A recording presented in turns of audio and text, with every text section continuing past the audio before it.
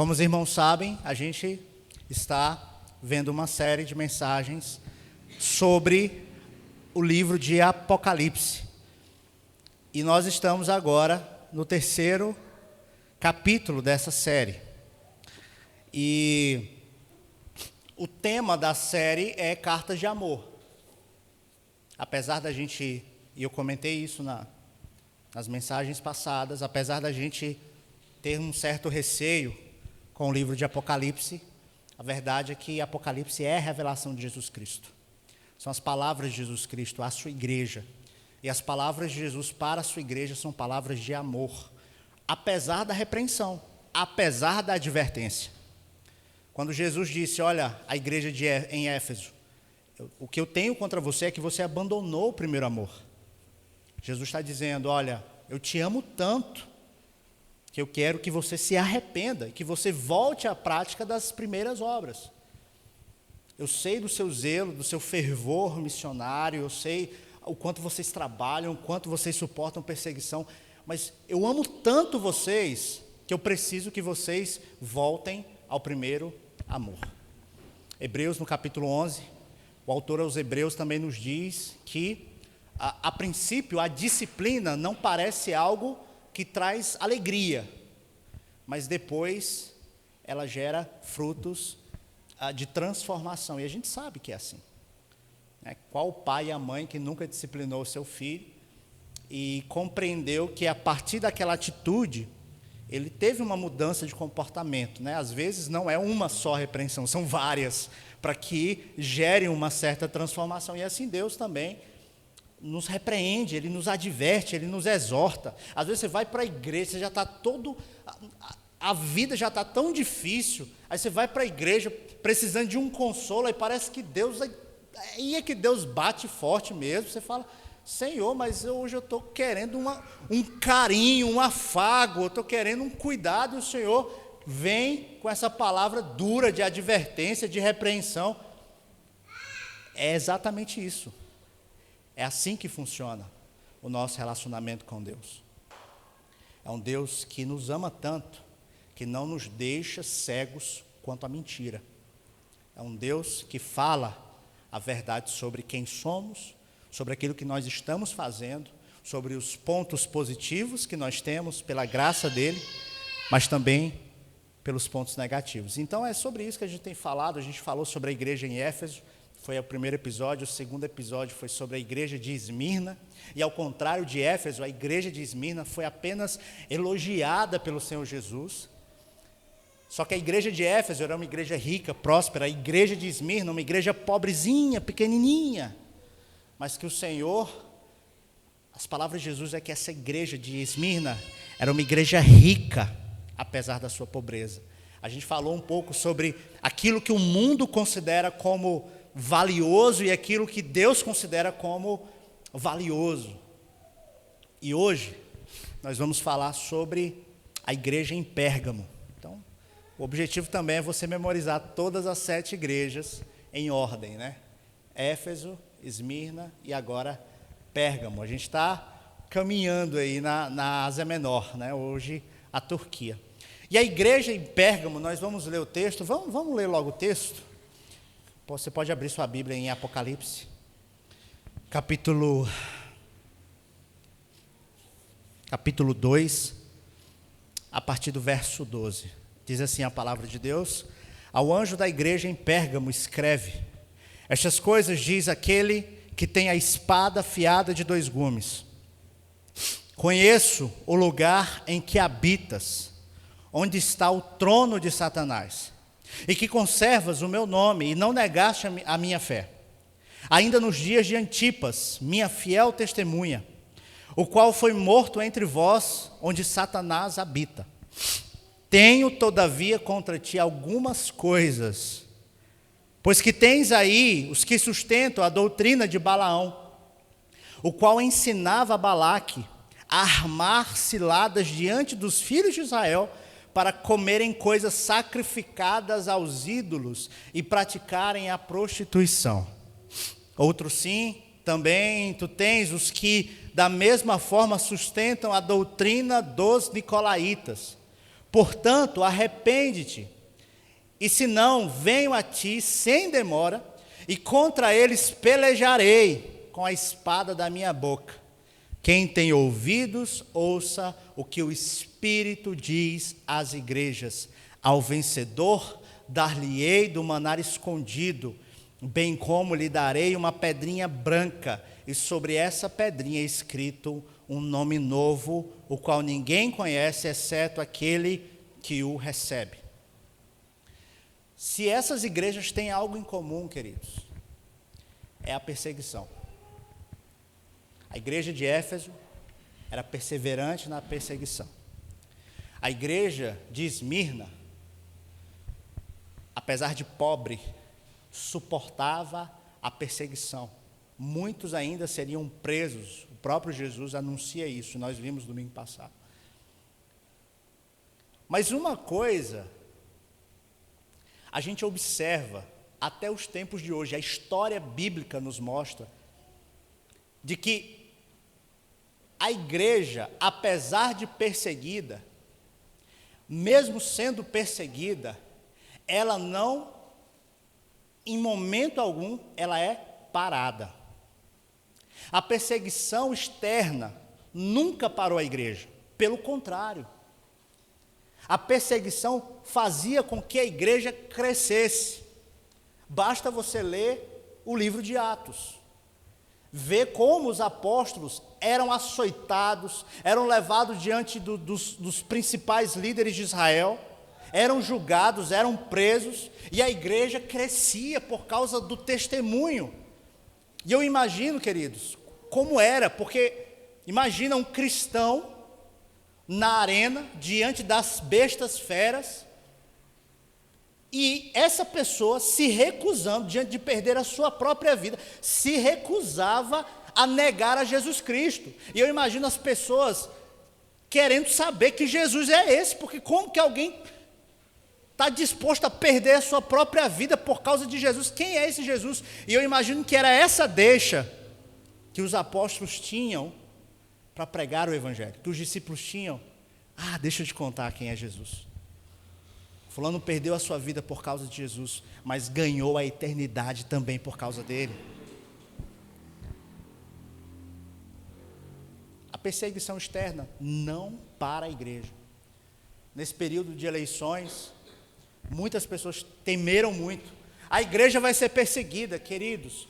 Não adianta, pode assumir presidente A, presidente B, partido A, partido B, pode perseguir a igreja do Senhor. As portas do inferno não prevalecem contra a igreja do Senhor Jesus. A igreja vai continuar. É maravilhoso a gente fazer parte de um país que tem liberdade religiosa, é maravilhoso, mas às vezes a gente perde a dimensão do privilégio que nós temos. Porque é um privilégio poder vir para a igreja, ter um templo, colocar uma placa, isso é um privilégio.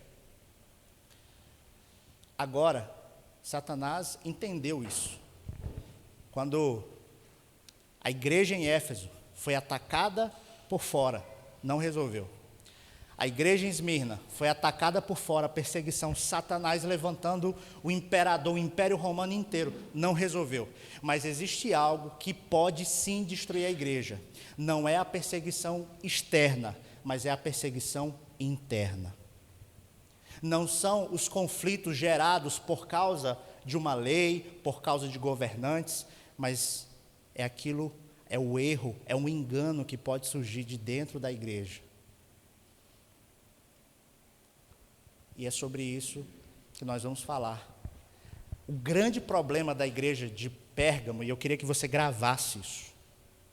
O grande problema da igreja de Pérgamo era que ela era uma igreja tolerante. Uma igreja que tolerava. E é estranho falar sobre isso porque o que a gente ouve por aí é que, na verdade, nós cristãos, nós somos intolerantes. A gente vê muitas vezes, os crentes são intolerantes. Você é muito intolerante. Você crê somente num só Deus, você é só a sua fé, é só a Bíblia que é a verdade. E muitas vezes nós somos chamados de intolerantes. E a igreja em Pérgamo foi repreendida porque era tolerante. Aí a pergunta que fica, e eu queria lançar essa pergunta aqui, fazer uma provocação. Será que nós temos sido tolerantes com aquilo que a gente não deveria? E será que a gente tem sido intolerante com coisas que verdadeiramente não importam? Será que a gente tem tolerado coisas que Jesus reprova? E será que a gente tem sido intolerante com coisas que o próprio Jesus não foi intolerante? É por isso que eu queria avaliar com você essa carta à igreja em Pérgamo. Então vamos orar. Feche seus olhos. Senhor nosso Deus, nós queremos apresentar nossa vida diante do Senhor. Queremos te agradecer, ó Deus, por essa noite. Obrigado pela tua palavra, Senhor. Obrigado pela vida de cada um que está aqui. Que o Senhor, ó Deus, possa falar aos nossos corações em todo o tempo. Essa é a nossa oração em nome de Jesus. Amém. A primeira coisa que nós temos que avaliar nessa carta é o elogio que Jesus faz. Versículo 13. Veja o que Jesus diz: conheço o lugar em que habitas, onde está o trono de Satanás, e que conservas o meu nome e não negaste a minha fé. Jesus diz: você conserva o meu nome, você não negou a minha fé. Jesus está dizendo que essa igreja era uma igreja fiel. E que elogio, veja, o Senhor Jesus falando.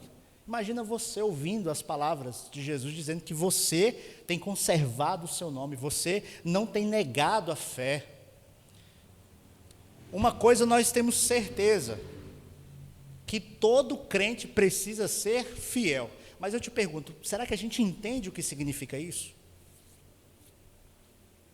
Talvez muitas pessoas pensem que ser fiel significa ser comprometido com as suas finanças à igreja. Não, eu sou fiel no dízimo e na oferta, eu sou um crente fiel. Não, eu sou infiel porque eu não dizimo e nem oferto. Será que realmente é isso o significado de ser um crente fiel? É isso que Jesus está dizendo à igreja de Pérgamo? Olha, porque vocês são dizimistas, vocês são fiéis? Não, nada disso. E o que significa ser fiel? Eu queria que você prestasse atenção nisso. Ser fiel significa não abrir mão da fé, apesar dos tempos de dificuldade. Significa permanecer firme, crendo nas promessas de Deus e no Deus das promessas. Ser fiel, queridos, é não abrir mão da fé, apesar das dificuldades. Em que momentos nós somos provados por Deus, que a nossa fidelidade é provada? Não é na hora do dízimo e a oferta. Não. A nossa fidelidade é provada quando a gente passa por dias difíceis. Quando a gente ora, pede, parece que os céus são de bronze, que Deus não está ouvindo e a resposta não vem. São nesses momentos que a nossa fidelidade a Ele é testada. E o que é ser fiel? É responder de forma proativa e dizer, olha, apesar do que eu estou passando, a minha fé permanece firme no Senhor. O que o Senhor deseja, queridos, são crentes fiéis a Ele. Crentes que, como a gente cantou logo no início, né? Eu vou seguir com fé. Siga a vida, com problemas, com dificuldades, mas sem abrir mão da fé, sem abrir mão de Jesus, porque, infelizmente, na nossa caminhada com Deus, para pensar quando você se converteu. Até hoje, alguns têm pouco tempo de convertido, outros têm mais anos, mas assim, quantas pessoas não ficaram pelo caminho? Quantas pessoas não abandonaram a fé por causa de uma perda na família, por causa de uma doença, por causa de um emprego que não conseguiu? Como uma forma de revolta. Eu estou revoltado com Deus e por essa razão agora o Senhor vai pagar caro. Eu não piso mais na igreja. eu não sirvo mais ao Senhor. É nesse momento que nós estamos agindo com infidelidade. Sabe por quê? Porque aí o texto vai nos dizer em que ocasião essa igreja se encontrava. Aí a gente precisa entender um pouco da cidade de Pérgamo. Então, veja como Jesus descreve a cidade de Pérgamo. Veja o elogio que Jesus faz. Conheço o lugar que habitas, onde está o trono de Satanás. Jesus está dizendo que essa cidade de Pérgamo estava ali o trono de Satanás. E não apenas isso. No final do versículo, ele vai dizer, olha, depois de falar de Antipas, ele vai dizer, a minha testemunha fiel, o qual foi morto entre vocês, onde Satanás habita. Então Jesus está dizendo que essa igreja, ela está numa cidade onde é a habitação de Satanás, onde existe o trono de Satanás. Gente, para pensar. O que Satanás menos quer é crente na frente dele. Isso quer dizer que o que esses irmãos passavam por causa de Jesus não era brincadeira. E a gente já viu isso. Perdiam as suas próprias vidas, perdiam seus bens, mas o Senhor está dizendo que apesar das dificuldades, eles mantinham a sua fidelidade. Isso tem muito a nos ensinar, queridos. Nós precisamos ser crentes fiéis ao Senhor.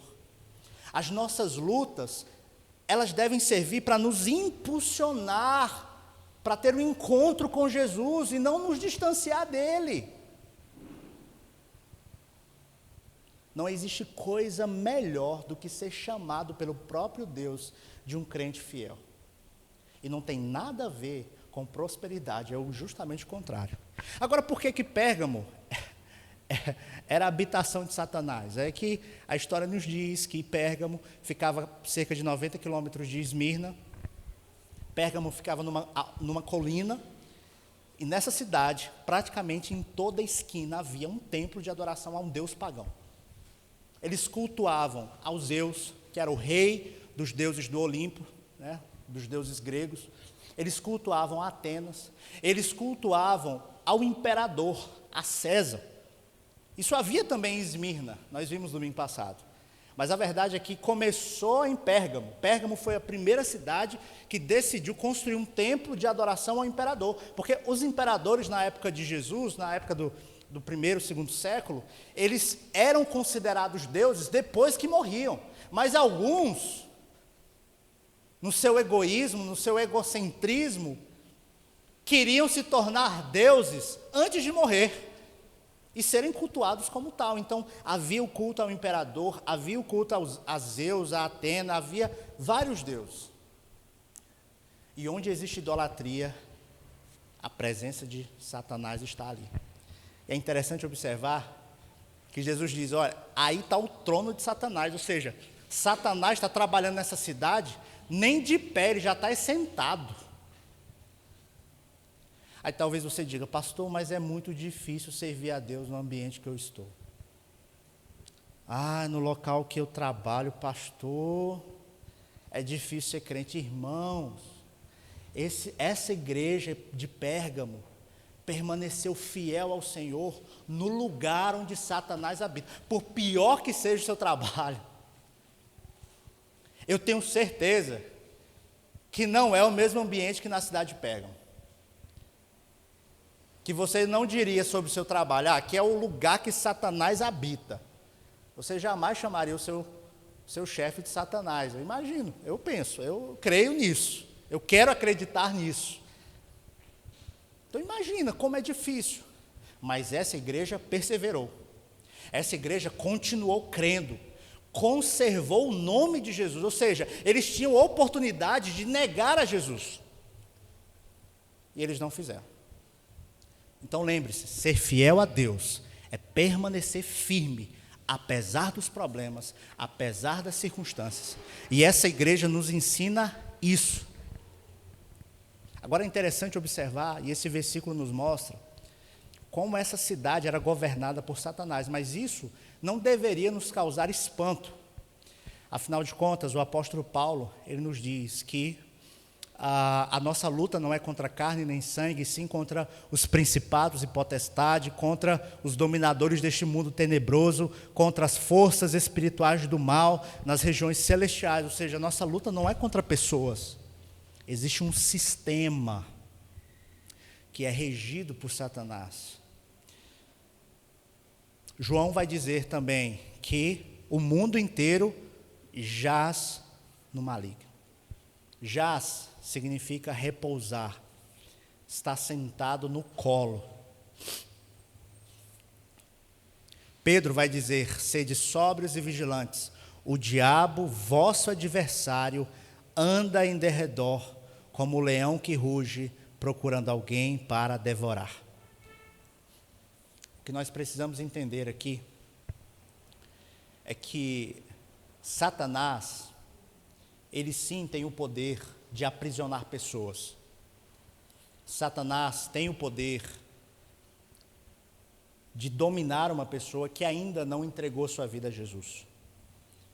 Mas a gente precisa fazer a gente precisa desassociar aquela imagem que nós temos do agir de Satanás, que muitas vezes a gente vê na TV, de um Satanás que é entrevistado, de uma voz que é mudada, de pessoas que muitas vezes não necessariamente estão sob o controle e domínio de Satanás. E com isso eu não duvido do agir de Satanás. Eu sei que tem pessoas, obrigado Anderson, que estão presas por Satanás. Mas o interesse de Satanás, queridos, vai muito além de pessoas específicas, individuais.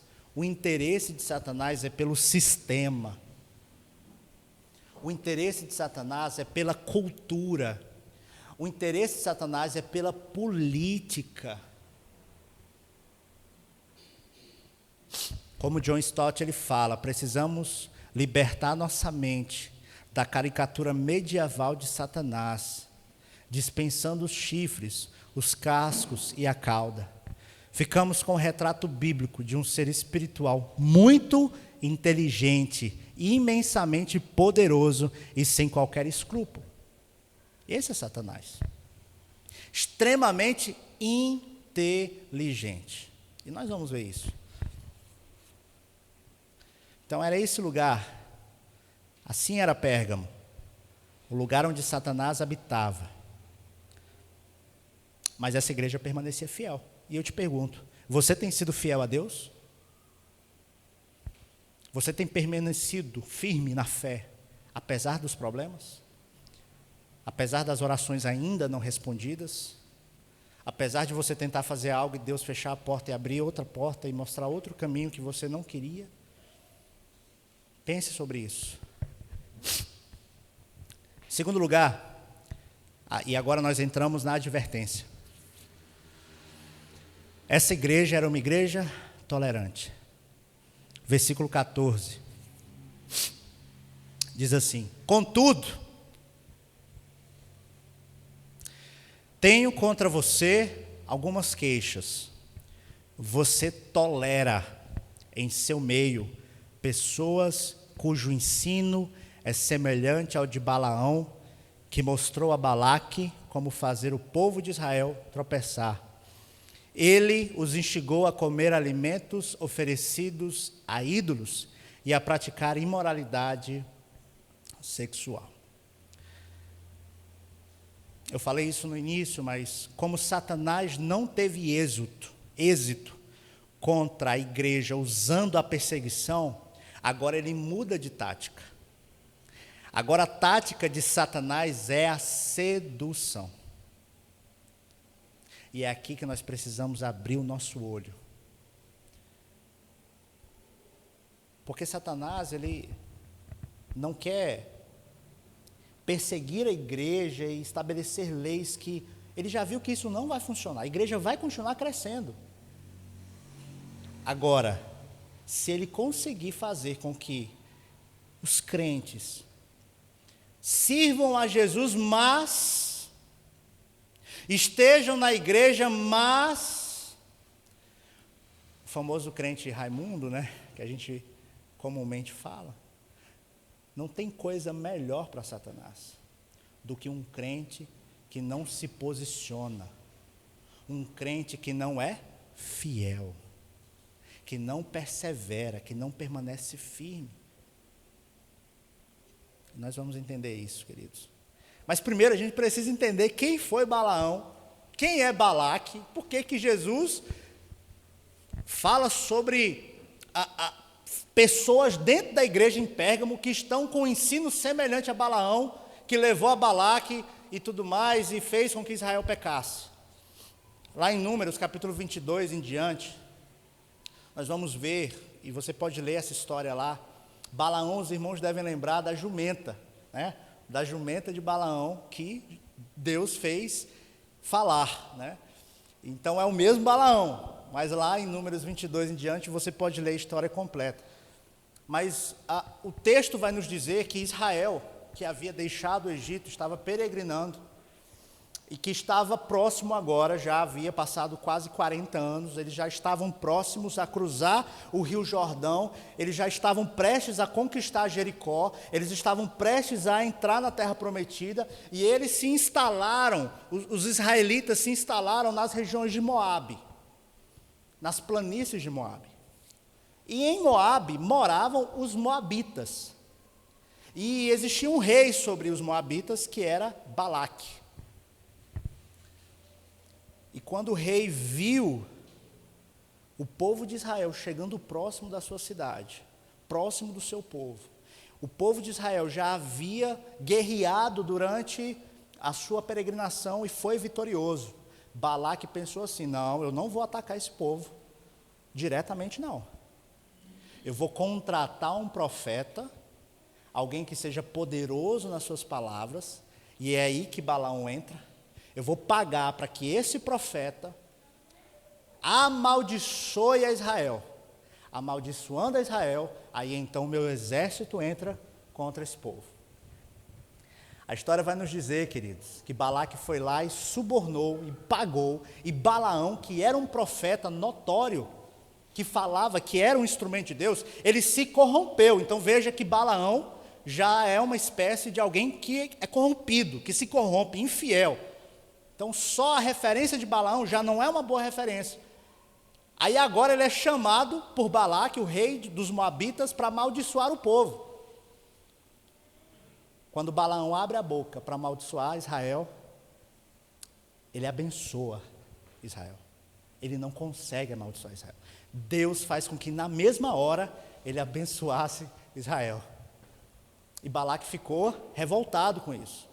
Ele ficou revoltado com isso. Falou: não, eu vou te dar mais dinheiro e você, na segunda vez, você vai amaldiçoar esse povo. E Balaão abriu a boca e abençoou de novo o povo. E Balaque, não, mas a terceira vez, ele vai amaldiçoar esse povo.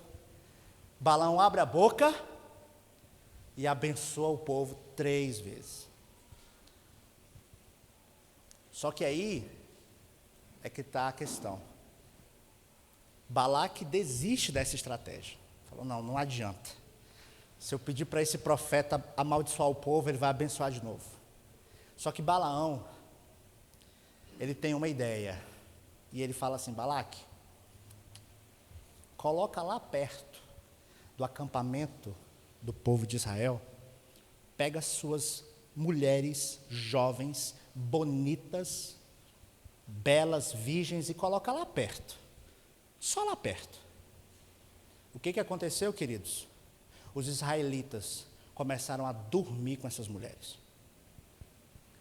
E já aí existe um problema. Porque eles estavam se prostituindo. O povo de Deus, Israel de Deus, tinha uma mensagem para levar para o mundo. Eles não podiam se misturar com outros povos, porque os outros povos adoravam a outros deuses e não deu outra. O que aconteceu depois que esses homens começaram a dormir com essas mulheres? Eles começaram a adorar os deuses delas. E o texto vai nos contar em Números que o povo de Israel, alguns homens, estavam cultuando a Baal já depois de terem dormido com essas mulheres. Então veja a influência Balaão não conseguiu atacar diretamente o povo, mas ele influenciou. E é esse o agir de Satanás também, muitas vezes, na nossa vida. Ele não ataca a sua casa diretamente, mas ele te influencia. E às vezes a gente não tem discernimento espiritual para perceber o agir de Satanás. Aqueles homens israelitas não perceberam que o fato daquelas mulheres estarem ali era para que no final eles não tivessem apenas uma noite de prazer, mas que eles oferecessem sacrifício ao Deus delas. E o que aconteceu? O povo começou a se corromper. Veja, Balaque sequer atacou Israel. E é por isso que eu falo. Olha o perigo que existe. Não é um perigo de fora, mas é um perigo que vem de dentro. E é por essa razão que Jesus diz: vocês aí da igreja estão suportando pessoas, estão sendo tolerantes com pessoas, mas não são pessoas comuns, não são visitantes da igreja, são pessoas que estão ensinando na igreja doutrinas, heresias, enganos, erros, semelhante ao erro, às influências negativas que Balaão teve. E se tem algo que Jesus não tolera dentro da sua igreja, é o erro, é um engano sendo pregado. E infelizmente, queridos, a gente está cercado de muitas igrejas que nos púlpitos tem sido pregado outra coisa e não o evangelho. E sabe o que é pior? Que o povo consome. Hoje em dia, a gente quer os pregadores itinerantes. Existe a profissão do pregador que não. Qual a sua igreja? Não, eu não tenho igreja, eu sou pregador. A igreja me paga, eu vou e prego e faço o meu show e está tudo certo. Uma banda, né? Quem é dessa época, né?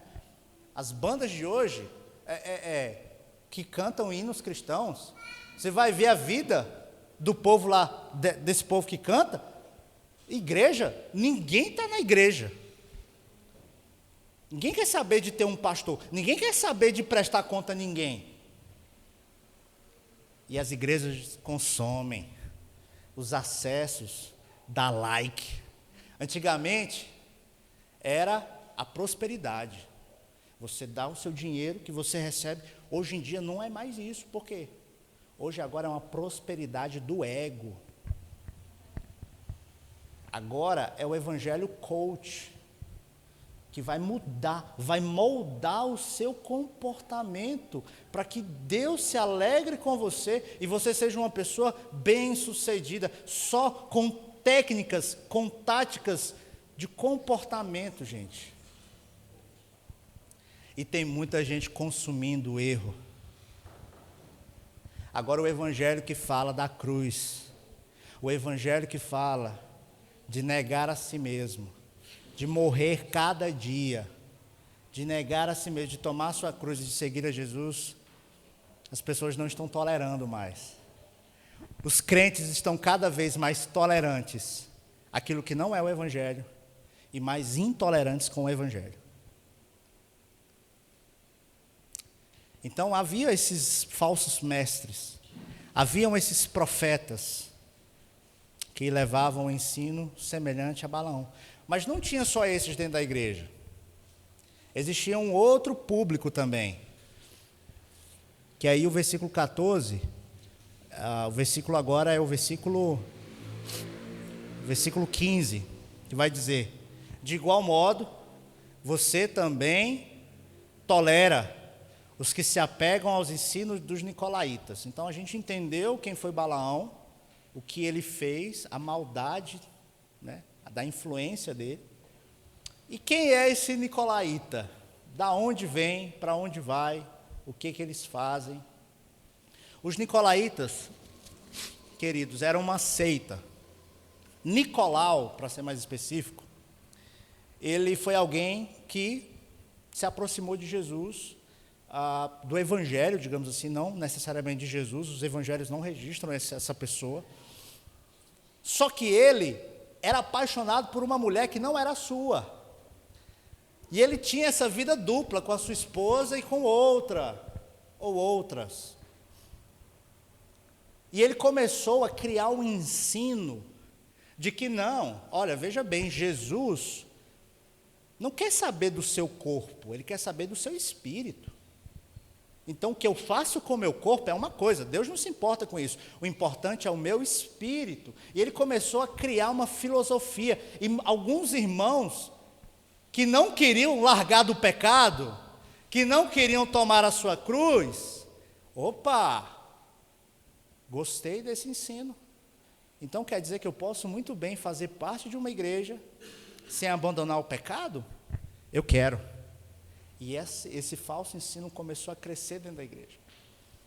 É muito diferente do que a gente tem hoje, queridos? Não.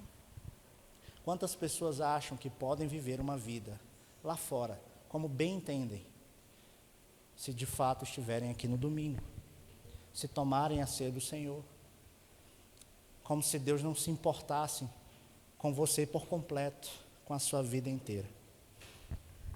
Essa igreja era uma igreja tolerante ao engano, ao erro. E é isso que Jesus tem contra ela. E agora, queridos, como enfrentar o erro? Essa é a pergunta que eu faço. A gente enfrenta o erro a partir da verdade. A gente enfrenta o engano contando aquilo que é verdade, e é verdade de Deus.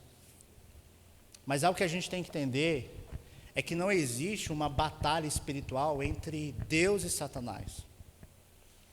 Onde existe luz, as trevas se vão. Quando você entra num quarto escuro e você acende a luz não briga com o escuro para vencer. Tudo fica claro. Quando o sol rompe logo pela manhã e deixa tudo claro, a noite não consegue deter o sol, porque a luz simplesmente vence tudo e vence a todos. Assim também deve ser a igreja do Senhor Jesus. Assim também deve ser eu e deve ser você. Pessoas comprometidas, fiéis ao Senhor Jesus. Que, onde quer que estejam, são como uma cidade edificada sobre um monte. São como o sal da terra, são como luz do mundo. E não é à toa que Jesus diz que nós somos a luz do mundo. Vocês vão iluminar onde quer que vocês estejam. Onde vocês pisarem, as trevas se vão. Mas vocês não podem tolerar o erro, vocês não podem tolerar o engano. Se tem muito pastor picareta, se tem muito pastor com intenções erradas no coração, tirando dinheiro do povo, é porque o povo permite isso, porque o povo não conhece a verdade, porque o povo não conhece de Bíblia. E se tem algo que Satanás deseja, sabe o tipo de crente que Satanás adora? É o crente que não abre a palavra, é o crente que não ora, é o crente que não tem comunhão com Deus, é o crente que não tem comunhão com a igreja do Senhor. Pronto. Ele não precisa dominar o corpo dessa pessoa, ele não precisa destruir a família dela. Esse crente já pertence a ele, mal sabe, mal percebe. O crente que tolera o erro, essas falsas igrejas por aí, que pregam um falso evangelho. Ali as igrejas são lotadas, mas o povo tem aquilo que o povo merece, porque quem conhece a verdade é liberto, porque o texto nos diz, a Bíblia nos diz, e conhecereis a verdade vos libertará. Meu ouvido não é pinico, eu não escuto pregador de coach, pregador que vem com métodos e teorias e comportamento. O que eu escuto é a palavra de Deus. O que eu quero saber é da verdade de Deus. E eu rejeito todo engano e toda mentira. E muitas vezes eu e você consumimos isso. Mas não só consumimos, mas nós permitimos que essa mentira entre na nossa cabeça. Sabe quando você para pensar, Deus não me ama. Deus não se importa mais com a minha vida. Você está admitindo a mentira na sua vida. Porque Deus entregou o seu Filho amado por você. O seu valor para Deus não está na sua conta bancária, não está nos seus dons e talentos, não está na sua habilidade de se comunicar com as pessoas. O seu valor para o Senhor está na cruz do Calvário. Jesus Cristo morreu e pagou um alto preço para que nós fôssemos e nos sentíssemos amados. Sabe aquele crente coitadinho, aquele crente mimimi? Ah, ninguém me ama, ninguém gosta de mim. É um crente que permite a mentira no seu coração, porque Deus nos ama, porque Deus nos coloca no meio de uma igreja para nós sermos amados, para nós sermos cuidados e para a gente amar as pessoas também. Essa era a igreja de Pérgamo, suportava o engano, suportava a mentira. Agora, versículo 16, um chamado ao arrependimento. Veja que essa é a mensagem do Evangelho. A mensagem do Evangelho é uma mensagem que nos confronta, mas nos mostra o caminho que nós devemos seguir. E o caminho, queridos, é até repetitivo, porque é o mesmo caminho que Jesus fala para a igreja de Éfeso. Arrependimento. Ah, pastor, mas eu não sei como voltar atrás num erro que eu cometi há muito tempo atrás. Eu não sei. Pastor, o que eu faço? Meu irmão, se arrependa. Ah, como que eu resolvo as coisas? Primeira coisa, se arrependa. Veja o que Jesus diz à igreja. Portanto, arrependa-se, ou virei subitamente até você e lutarei contra eles com a espada da minha boca. Existe uma repreensão, vocês toleram o engano, a mentira, o erro, mas vocês têm que se arrepender. Porque se vocês não se arrependerem, eu vou lutar contra estes que seguem o engano, que seguem a mentira, com a espada da minha boca. E veja como Jesus se apresenta no versículo 12. Veja como Jesus se apresenta à igreja em Pérgamo. Versículo 12 diz assim: Ao anjo da igreja em Pérgamo, escreva: estas são as palavras daquele que tem a espada afiada de 2 gumes. A maneira como Jesus se apresenta a cada igreja é de uma forma diferente. A igreja de Esmirna, ele se apresentou como o alfa e o ômega, como o princípio e o fim, e fazia todo sentido. Os irmãos estavam morrendo, e ele estava dizendo para eles: não, eu sou aquilo que vocês precisam, ou seja, eu sou o princípio e o fim, fiquem tranquilos, mesmo que vocês morram, vocês herdarão a eternidade. Aí agora, como que se combate o engano e a mentira? Jesus se apresenta como aquele que tem uma espada de 2 gumes. Quem é crente de algum tempo já ouviu esse linguajar de espada de 2 gumes que nós conhecemos como a palavra de Deus. E por que a palavra de Deus ela é uma espada de 2 gumes? Significa que ela fura, que ela perfura, que ela machuca de todos os lados.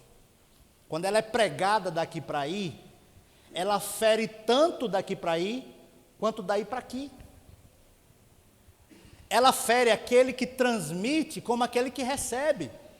Não tem como você pregar a palavra de Deus e esperar que somente as pessoas sejam tocadas, sejam advertidas, exortadas. Não. Primeiro que apanha é o pregador. Essa é uma espada de 2 gumes. É uma espada que fere, e a palavra de Deus nos fere, nos confronta. Quantas vezes você abre a palavra e você enxerga os seus pecados, você enxerga os erros que você tem cometido, você enxerga as mentiras que você tem permitido entrar na sua vida, e você fala: Jesus amado, me perdoa.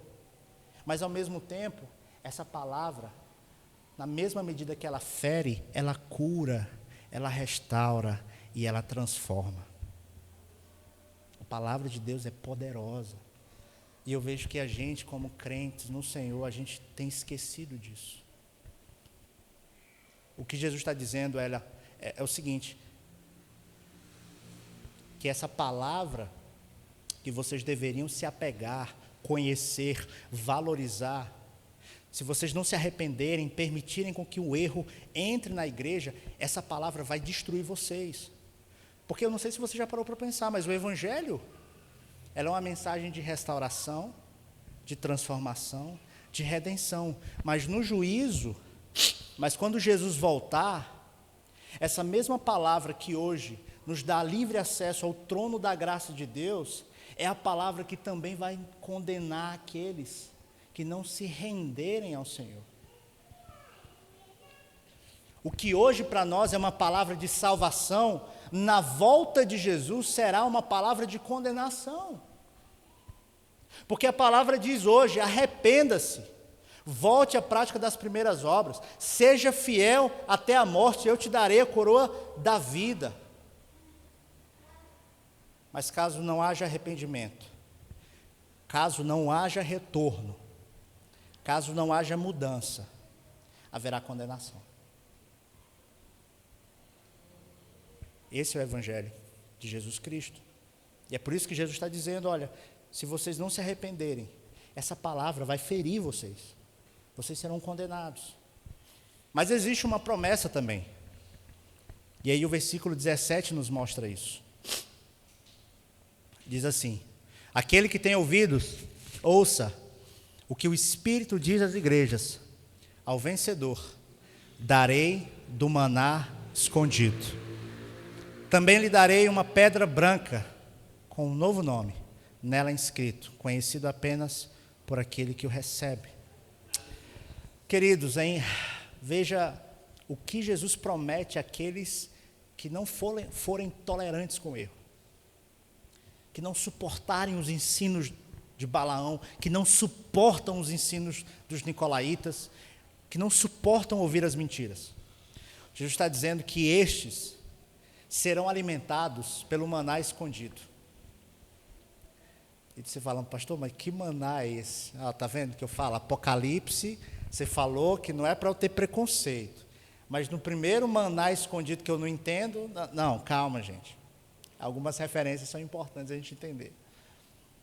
Os irmãos devem lembrar que no deserto, a maneira como Deus alimentava o povo era por meio do maná. E era o suficiente, cada um tinha que pegar, durante 6 dias, cada um tinha que pegar a quantidade necessária para aquele dia. Aí tinha os espertinhos que iam lá e pegavam uma porção dobrada, porque vai que acaba. Hoje é segunda, né? Se eu pegar só para segunda, terça-feira. Mas o que acontecia com quem tentava esconder o maná? Ele apodrecia. Porque Deus estava ensinando para o povo que eles deviam confiar que o pão nosso de cada dia, quem dava era Ele. E eles deveriam confiar no Jeová Jirê, no Deus da provisão. Mas chegou uma época que cessou o maná. O povo entrou na terra prometida, havia o tabernáculo, foi estabelecida a arca da aliança, e dentro da arca havia as tábuas da lei, como também, se alguns vão lembrar, havia uma jarra de ouro. E nessa jarra foi colocada o maná. E essa jarra de ouro foi colocada dentro da arca da aliança. Hoje nós sabemos onde é que está essa arca, não fazemos ideia onde ela esteja.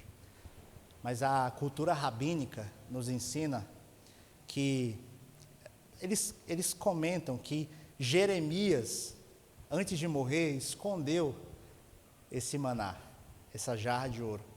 E que Jesus, Yeshua, na sua vinda, traria o maná escondido.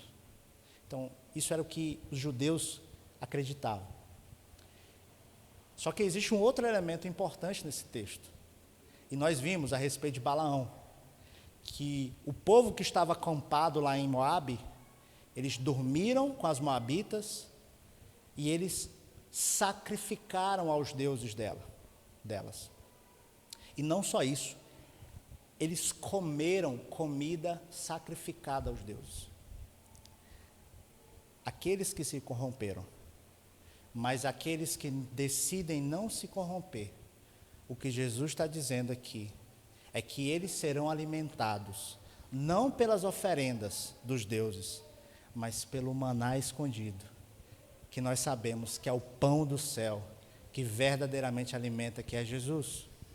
Os irmãos devem lembrar que Jesus disse em João capítulo 6, eu sou o pão da vida. Quando a multidão foi atrás de Jesus para pegar mais pão que ele havia multiplicado, Jesus diz, olha, este pão, e Jesus estava se referindo a ele mesmo, que desceu do céu, em nada é semelhante àquele que os vossos pais comeram e contudo morreram, mas quem comer este pão viverá eternamente. O que Jesus está prometendo para aqueles que se manterem fiéis à verdade é que eles irão se alimentar do pão da vida, do próprio Jesus Cristo. Que esse texto possa fazer sentido na minha vida e na sua, por alguns motivos. Primeiro, e eu quero que você reflita sobre isso. Essa igreja foi elogiada porque permaneceu fiel. E a primeira reflexão que eu quero trazer hoje, que você veio aqui exclusivamente para ouvir isso, é: você tem sido fiel a Deus? Pastor, mas como é que eu consigo medir a minha fidelidade a Deus? Porque quando se trata de um casamento, eu consigo dizer se eu sou fiel à minha esposa ou se eu não sou fiel a ela.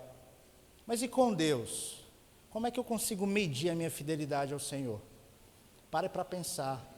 O que tem sido prioridade na sua vida?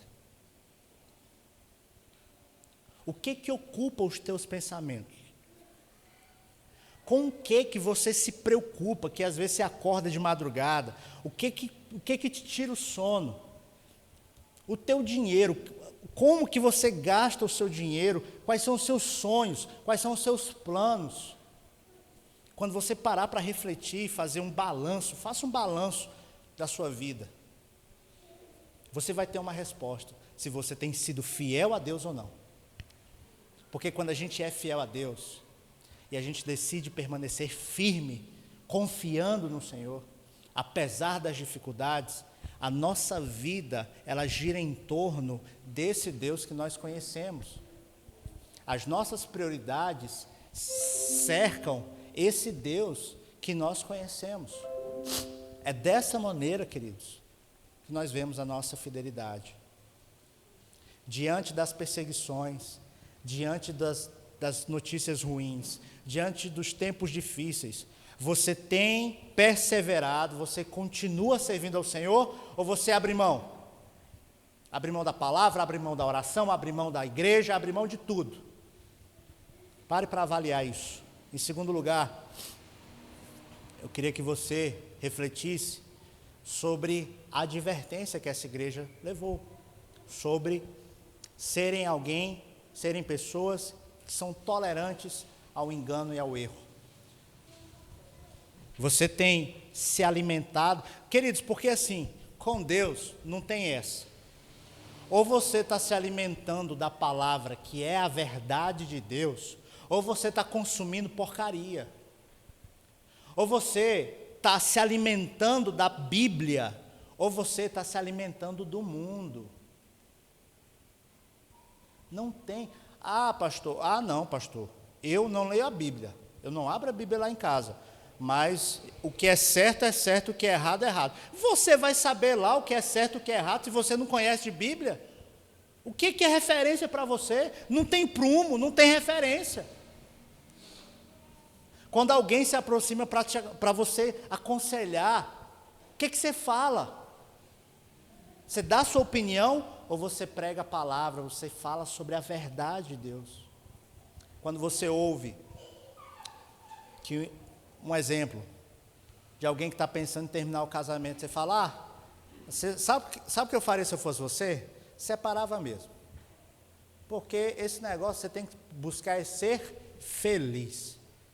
Queridos, acho que até Satanás, numa hora dessa, ele fala assim, rapaz, o que você fala? Você fala, não, eu não sei o que está acontecendo, mas o casamento é algo sagrado. Deus estabeleceu o casamento. Você não pode terminar um casamento assim. O casamento é de Deus. Você dá a sua opinião ou você fala a palavra de Deus? Então não tem essa. Se você não lê, se você não ora, se você não conhece a Bíblia, você está se alimentando do engano. Então reflita sobre isso. Do que você tem se alimentado? E pare para pensar também, para encerrar. Reflita também sobre a recompensa. Eu estou lendo um livro chamado Nação Dopamina. Esse livro ele não tem uma temática cristã, é um livro que fala sobre a psicologia. E a autora do livro, ela fala assim, que o nosso cérebro, ele tem duas regiões muito importantes. Uma região, que é o córtex pré-frontal, que é responsável pelas recompensas imediatas, e uma outra região que reage às recompensas tardias. Eu vou dar um exemplo. Eu achei muito interessante que tem a ver com o que eu vou falar aqui. Eu vou chegar num ponto aqui, queridos. Preste atenção.